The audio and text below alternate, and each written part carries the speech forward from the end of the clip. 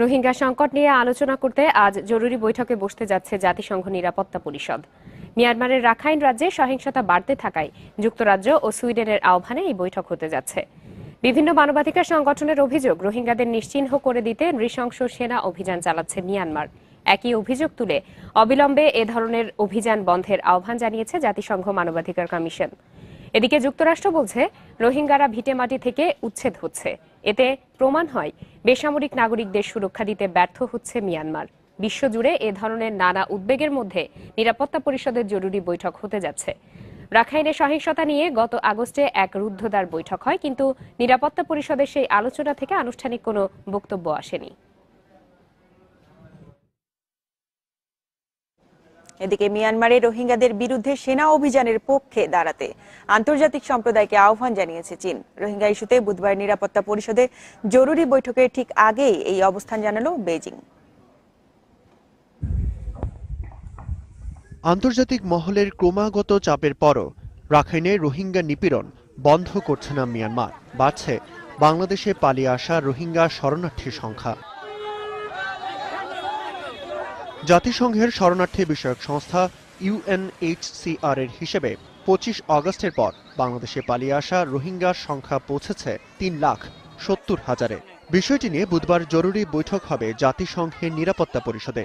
গুরুত্বপূর্ণ এই বৈঠকের আগেই মিয়ানমারের পক্ষে নিজেদের অবস্থান স্পষ্ট করল চীন। দেশটির পররাষ্ট্র মন্ত্রণালয়ের দাবি, রাখাইনের শান্তি প্রতিষ্ঠায় কাজ করছে মিয়ানমার সেনাবাহিনী।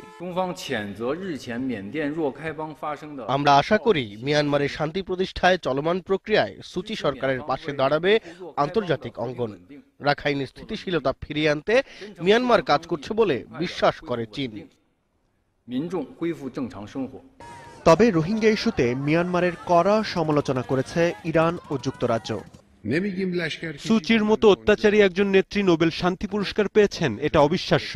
দেশটির ওপর রাজনৈতিক ও অর্থনৈতিক অবরোধ আরোপ করা উচিত। মিয়ানমার পরিস্থিতি জটিল হলেও যেভাবে রোহিঙ্গাদের সাথে আচরণ করা হচ্ছে তা মেনে নেওয়া যায় না। এটি দেশটির ভাবমূর্তি নষ্ট করছে। নির্যাতন বন্ধে দেশটির ওপর চাপ প্রয়োগের কোনো বিকল্প নেই। এদিকে মিয়ানমারের রোহিঙ্গা নির্যাতনের প্রতিবাদে বিশ্বজুড়ে বিক্ষোভ অব্যাহত রয়েছে। প্রতিবাদ করেছেন ইসরায়েলের মুসলিমরা। সুচি বিরোধী মিছিল হয়েছে ফিলিস্তিন, পাকিস্তান সহ বিভিন্ন দেশে। মিয়ানমারের রাখাইনে রোহিঙ্গাদের ওপর সেনা অভিযান এবং শরণার্থী পরিস্থিতি জাতিসংঘ সাধারণ পরিষদের এবারের অধিবেশনে তুলে ধরবে বাংলাদেশ।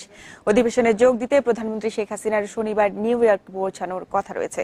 এবারের অধিবেশনে তুরস্ক রোহিঙ্গা ইস্যু তুলে ধরবে। এদিকে অভ্যন্তরীণ কারণে জাতিসংঘ সাধারণ অধিবেশনে যোগ না দেওয়ার সিদ্ধান্ত জানিয়েছেন মিয়ানমারের নেতা অং সান সুচি। জাতিসংঘের সদর দপ্তরে গতকাল নিউ ইয়র্ক সময় বিকেল 3:30টায় শুরু হয় সাধারণ পরিষদের 72তম অধিবেশন।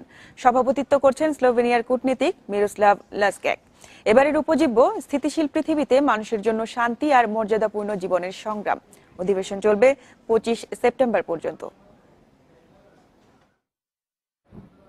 বাংলাদেশে নিযুক্ত বিভিন্ন দেশের কূটনীতিকদের রোহিঙ্গা পরিস্থিতি দেখাতে কক্সবাজার নিয়ে যাচ্ছে পররাষ্ট্র মন্ত্রণালয়। ঢাকা থেকে একটি বিশেষ বিমানে করে প্রায় 70 জন কূটনীতিককে নিয়ে যাওয়া হচ্ছে। সঙ্গে আছেন পররাষ্ট্রমন্ত্রী AH মাহমুদ আলী, পররাষ্ট্র প্রতিমন্ত্রী শাহরিয়ার আলম এবং পররাষ্ট্র সচিব শহীদুল হক।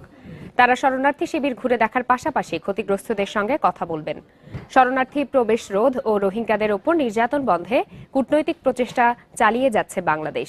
এরই অংশ হিসাবে বিদেশি কূটনীতিকদের কক্সবাজারে নেওয়া হচ্ছে বলে জানায় পররাষ্ট্র মন্ত্রণালয়।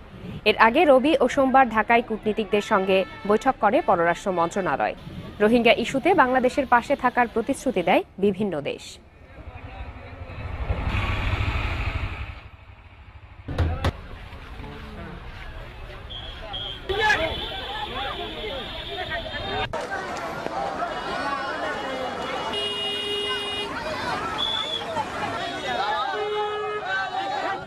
বিদেশি কূটনীতিকদের সফর ও রোহিঙ্গা পরিস্থিতি নিয়ে আরও জানাতে কক্সবাজার থেকে যোগ দিয়েছেন সহকর্মী ইফতেখার ফয়সাল। ইফতেখার, বিদেশি কূটনীতিকরা কি পৌঁছেছেন কিনা এবং কোথায় কোথায় তাদের নিয়ে যাওয়া হবে?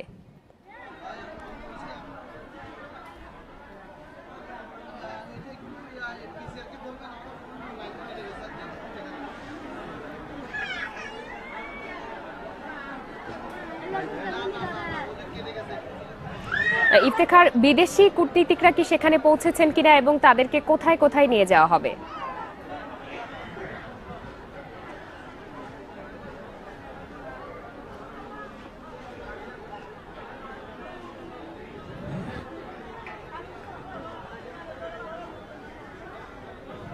দুঃখিত, আমাদের সংযোগটি বিচ্ছিন্ন হয়ে গেছে। আমরা পরবর্তীতে আবারও যোগাযোগের চেষ্টা করব।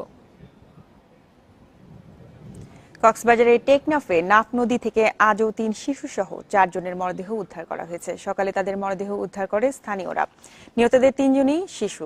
গত রাত 10টার দিকে মিয়ানমার থেকে বাংলাদেশে ঢোকার সময় নাফ নদীতে রোহিঙ্গা বোঝাই নৌকাডুবি হয়। নৌকাটিতে 18 জন রোহিঙ্গা ছিল। এখনও নিখোঁজ রয়েছে 5 থেকে 6 জন। এদিকে রোহিঙ্গাদের খোঁজ খবর নিতে গতকাল বিকেলে কক্সবাজার পৌঁছেছে বিএনপির একটি প্রতিনিধি দল।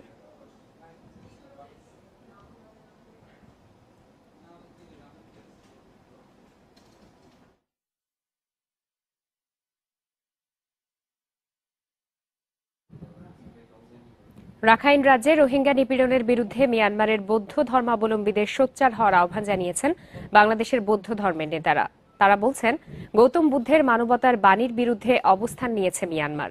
রোহিঙ্গাদের রাখাইন রাজ্যে ফিরিয়ে নিতে মিয়ানমার সরকারকে আহ্বান জানিয়েছেন বুদ্ধের ভক্তরা। 25 আগস্ট মিয়ানমারের পর্যন্ত প্রাণ গেছে 3000 নিরীহ মানুষের, যাকে রোহিঙ্গা বিরোধী জাতিগত নির্মূল অভিযান বলছে জাতিসংঘের মানবাধিকার বিষয়ক হাই কমিশনার।